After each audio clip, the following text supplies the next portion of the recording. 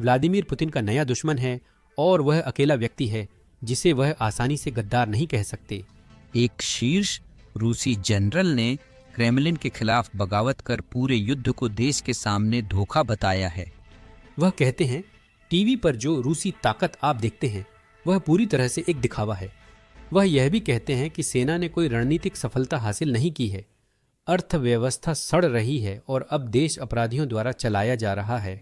आमतौर पर पुतिन इसे पश्चिमी प्रचार कहकर खारिज कर देते, लेकिन इस बार वह ऐसा नहीं कर सकते क्योंकि जनरल लियोनिद इवाशो नाटो से नफरत करते हैं और वह पश्चिम से भी नफरत करते हैं। वह एक सोवियत दिग्गज हैं जिन्होंने आधुनिक रूसी राज्य के निर्माण में मदद की है और यही वजह है कि उनकी चेतावनी क्रेमलिन के लिए डरावनी है। वह सिर्फ एक हारी हुई जंग की भविष्यवाणी नहीं कर रहे हैं बल्कि रूस के पूरी तरह से विघटन की भी भविष्यवाणी कर रहे हैं और हो सकता है कि वह सही हों क्योंकि उनकी पिछली भविष्यवाणियां सच साबित हुई हैं। अब वे कह रहे हैं कि पुतिन युद्ध नहीं कर सकते लेकिन शांति से सब कुछ खो सकते हैं। तो देखें वह क्या कहना चाहते हैं। यहाँ उनके हाल ही के टीवी इंटरव्यू का एक छोटा सा क्लिप है। वह बताते हैं कि रूसी जनता सबसे ज्यादा पीड़ित हो रही है, उनके पास जीने के लिए पैसे नहीं हैं। वहाँ एक कैंप था। खैर, वहाँ उन्होंने अपने ही लोगों को पकड़ा वगैरह, लेकिन इस ऐतिहासिक चर्चा का क्या अर्थ है? हमने ले लिया। वह खुद कहते हैं कि यह सबसे बुरा है और हमने आपसे ऐसे लिया जैसे विदेशी एजेंट हों, है ना? और फिर आगे जैसे उन्हें कानून मानने दो। सवाल था कि हम मैसेंजर क्यों बंद कर रहे हैं आदि। नहीं, यहाँ लोकतंत्र है, कानूनों का पालन करो, सब ठीक हो जाएगा। खैर, और वहां फ्रेंचमैन ने भी एक असहज सवाल पूछा। तो लेकिन यहाँ एक और बहुत महत्वपूर्ण बात है, क्या पुतिन को इसके बारे में पता था? क्या उन्हें नहीं पता था? और यहाँ लगातार नियमित रूप से यूं कहें तो क्षेत्रों की समस्याएं पोस्ट की जा रही हैं। ये सभी रूसी क्षेत्रों की हैं, तो वहां क्या पोस्ट किया जा रहा है? मुख्य सवाल क्या है? और यही बात ध्यान देने वाली है। यहां तक कि उम्मीद में भी, हमारे और आपके साथ उम्मीद में कि सरकार इसे नियंत्रित करेगी। पहला सवाल लगभग सभी क्षेत्रों में पेंशन व्यवस्था था। तो ये 16,500 जिन्हें सरकार ने बड़े गर्व से हमारे सामने पेश किया, राष्ट्रपति ने प्रचार किया कि ये 16,500 रूबल ही बस सब कुछ हैं।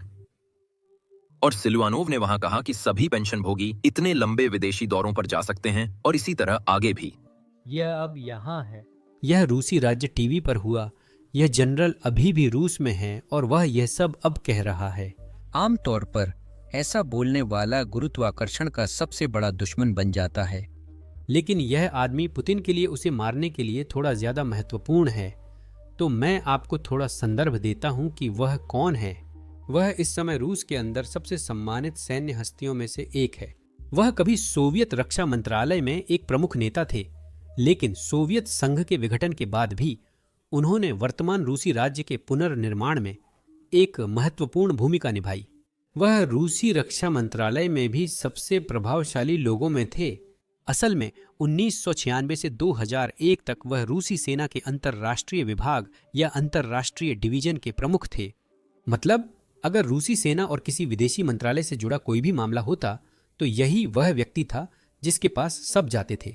साफ तौर पर एक अनुभवी और महत्वपूर्ण शख्सियत। इसी कारण पुतिन इस व्यक्ति की हर बात के समर्थक नहीं हैं। देखिए, हाल ही में पुतिन का विशेष सैन्य अभियान 1400 दिन पार कर गया है। रूस में यह इतनी बड़ी बात है। महान देशभक्ति युद्ध जो सोवियत संघ ने द्वितीय विश्व युद्ध के दौरान नाजियों के खिलाफ लड़ा था, लगभग 1450 दिन चला था। तो लगभग 2 महीनों में यह विशेष सैन्य अभियान महान देशभक्ति युद्ध से भी लंबा हो जाएगा, जिसके बारे में रूस में हर कोई बात करता है। लेकिन सबसे बुरी बात यह है कि पुतिन ने इस विशेष सैन्य अभियान में वास्तव में कुछ भी हासिल नहीं किया है। और यही वजह है कि रूस के अंदर बहुत सारे लोग अब बोल रहे हैं। इसमें रूसी प्रचारक, रूसी टीवी होस्ट और जाहिर है यही जनरल भी शामिल हैं। वह कहते हैं कि रूस ने न तो सामरिक, न ही संचालनात्मक और न ही रणनीतिक स्तर पर कोई सफलता हासिल की है। रूसी सेना हर मोर्चे पर असफल रही है। औद्योगिक क्षेत्र नष्ट हो चुका है, विज्ञान गंभीर स्थिति में है और शिक्षा पूरी तरह से बर्बाद हो चुकी है। न्यायिक व्यवस्था गहराई से भ्रष्ट है। सभी जजों की नियुक्ति राष्ट्रपति द्वारा की जाती है और 98 अधिकांश बड़े भ्रष्टाचार अपराध यूनाइटेड रशिया पार्टी के सदस्यों से जुड़े हैं, जो पुतिन की पार्टी है। और वह न्यायिक व्यवस्था का जिक्र इसलिए करता है क्योंकि अब वही व्यवस्था उन लोगों के खिलाफ जा रही है जो पुतिन के इस युद्ध को चलाने के तरीके की आलोचना करते हैं। इनमें से बहुत से लोग यूक्रेन में युद्ध के खिलाफ नहीं हैं, बल्कि वे तो इस बात के खिलाफ हैं कि रूस यूक्रेन में युद्ध हार रहा है। इसीलिए वे सैन्य नेतृत्व और अप्रत्यक्ष रूप से पुतिन की आलोचना कर रहे हैं। और इसी वजह से सिस्टम के अंदर की नाकामियों और भ्रष्टाचार के खिलाफ बोलने पर हर किसी को गद्दार समझा जा रहा है। लेकिन अभी हम जनरल के बयान के साथ आगे बढ़ते हैं। वह रूस के अंदर महंगाई के बारे में बात करना जारी रखते हैं। बढ़ती कीमतें चिंता का कारण हैं। रूसी लोग हर दिन गरीब होते जा रहे हैं। यह वह बात है जिसे हमने पहले भी कई बार कवर किया है। रूसी मीडिया खुद भी कुछ ऐसी चीजों की रिपोर्टिंग कर रही है जो अविश्वसनीय लगती हैं।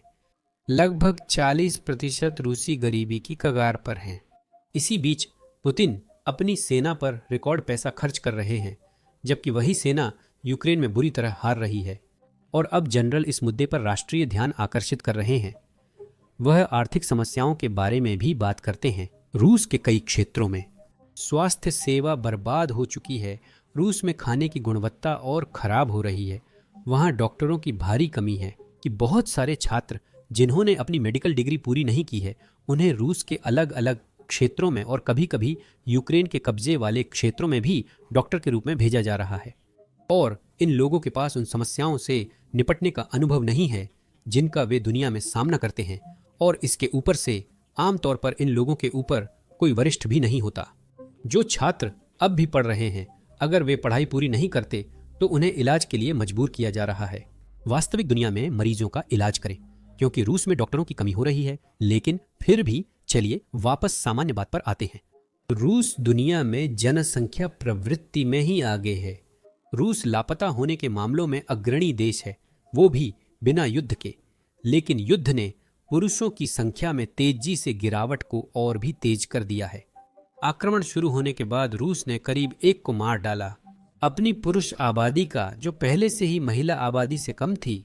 मुझे लगता है कि यह भविष्य के रूसी नेताओं के लिए परेशानी बनेगा। लेकिन पुतिन रूस के भविष्य को लेकर चिंतित नहीं है। जनरल आगे कहते हैं कि हमारे नेता घमंड करते हैं कि किसी के पास हमारे जैसे हथियार नहीं हैं। यह कहना अधिक सही होगा कि सैन्य क्षेत्र में कहीं भी रूस से ज्यादा भ्रष्टाचार नहीं है। रूस का कूटनीतिक रूप से अलग थलग होना और संयुक्त राष्ट्र सुरक्षा परिषद के स्थायी सदस्यों का यूक्रेन के समर्थन में बयान देना बड़ी विफलता है। रूस के पास अब सिर्फ उत्तर कोरिया और बेलारूस जैसे सहयोगी हैं जो उसकी मदद नहीं कर सकते। वे सिर्फ रूसी वित्तीय संसाधनों को ही खत्म करते हैं। वैसे हमने हाल ही में इसे एक वीडियो में कवर किया था। रूस ने उत्तर कोरिया को अब तक मिली सारी मदद के बदले लगभग 20 अरब का भुगतान किया है।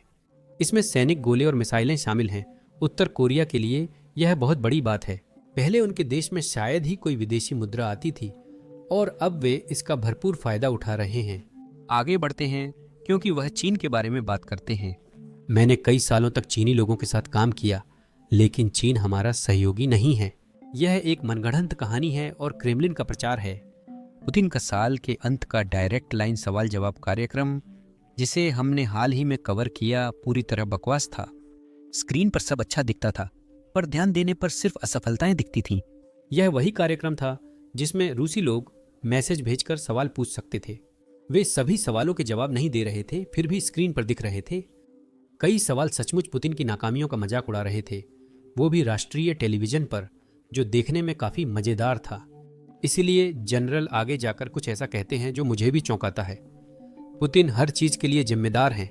वो अपनी ही दुनिया में जबरन बनाई व्यक्तित्व पूजा के माहौल में रहते हैं, लेकिन अपनी ही सीमाओं के कारण वो हालात से निपटने में नाकाम रहे।